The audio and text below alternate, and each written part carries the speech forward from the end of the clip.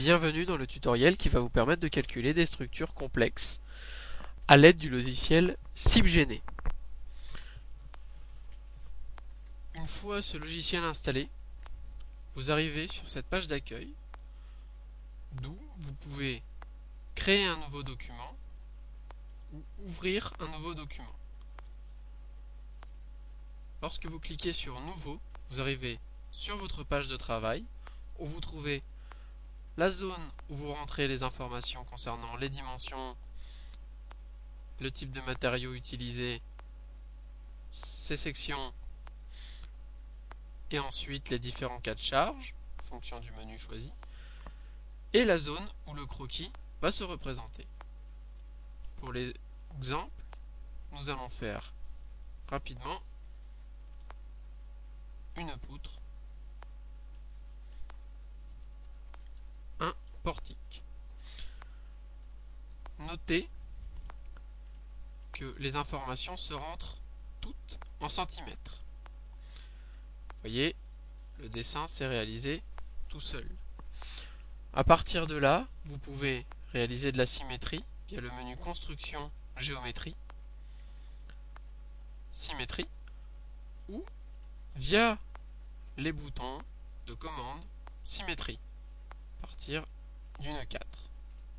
Ici, un portique. Vous pouvez également ajouter un tronçon, c'est le menu sur lequel vous vous trouvez, modifier un tronçon ou retirer un tronçon. Vous pouvez avoir ces mêmes menus via le menu Construction, Géométrie, Ajout, Modification, Suppression. Pour l'exemple, nous allons supprimer le dernier tronçon. Voilà. Il faut ensuite définir les appuis et les relaxations. Vous avez donc via le bouton Appui et Relaxation ou via le menu Construction, Résistance des matériaux, Appui, Relaxation. Ici, rapidement, nous allons voir les listes d'appuis disponibles. Puis, les relaxations se présentent de la sorte. Vous choisissez le numéro de votre barre et vous choisissez quels sont les nœuds qui doivent être relaxés. N'oubliez jamais qu'à chaque fois que vous faites quelque chose, pour que ce soit enregistré, il faut valider. Vous voyez alors sur le dessin, ce trait veut dire le nœud 1 est relaxé. Au niveau des appuis, si je choisis le nœud 1 et je mets un appui glissant, je valide. Vous voyez, l'appui glissant est représenté. Ou la rotule, ou l'encastrement. Ensuite, il vous faut définir vos charges. Pour cela, différents cas sont déjà préenregistrés dans la bibliothèque de données. Vous pouvez en créer de nouveaux ou utiliser ceux directement enregistrés et passer aux données climatiques à remplir. Remplissez alors l'ensemble de vos données climatiques en fonction des dimensions de votre bâtiment, des charges permanentes caractéristiques des matériaux que vous avez choisis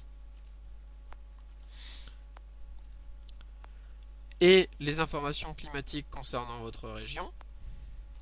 N'oubliez pas de valider pour que ce que vous ayez fait soit pris en compte et ensuite définissez quel type de charge s'applique sur votre structure. Les charges climatiques, les charges uniformes, des charges linéaires, des charges concentrées ou des charges concentrées et sur les nœuds. Vous pouvez également afficher via le menu Construction, Charges, les mêmes charges. Ici, nous allons appliquer les charges climatiques et valider. Vous voyez, sur le croquis, les charges climatiques se sont appliquées sur votre élément. Lancez votre calcul via le bouton Calcul ou via le menu Calcul, lancez le calcul. Le calcul est terminé. Vous avez alors accès aux informations concernant les déformés, que l'on peut voir ici sur les onglets ici.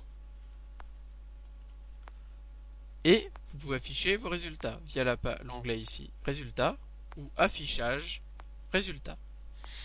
Vous avez alors les ensembles des résultats concernant les contraintes sur les nœuds, le déplacement des nœuds, les réactions des appuis, les efforts dans vos barres et les modules d'élasticité et les contraintes dans vos barres. Et ce, pour les différents cas de neige et de vent. Lorsque vous avez terminé votre étude, vous pouvez l'enregistrer ou l'imprimer, ou via le menu Fichier, Enregistrer, Imprimer. Nous allons reprendre une autre étude, déjà préenregistrée,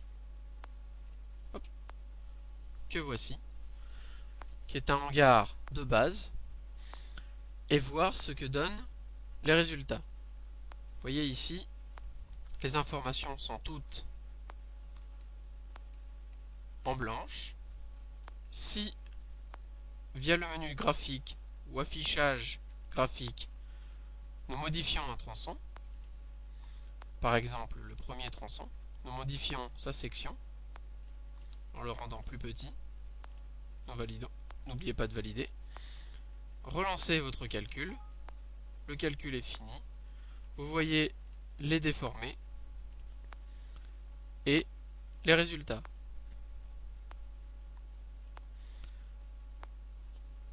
Une fois que tout votre calcul est fini, vous pouvez également exporter pour le DAC 3, ce qui vous permettra de créer un enregistrement pour le logiciel d'assemblage. Merci d'avoir suivi ce tutoriel et à bientôt dans un autre tutoriel.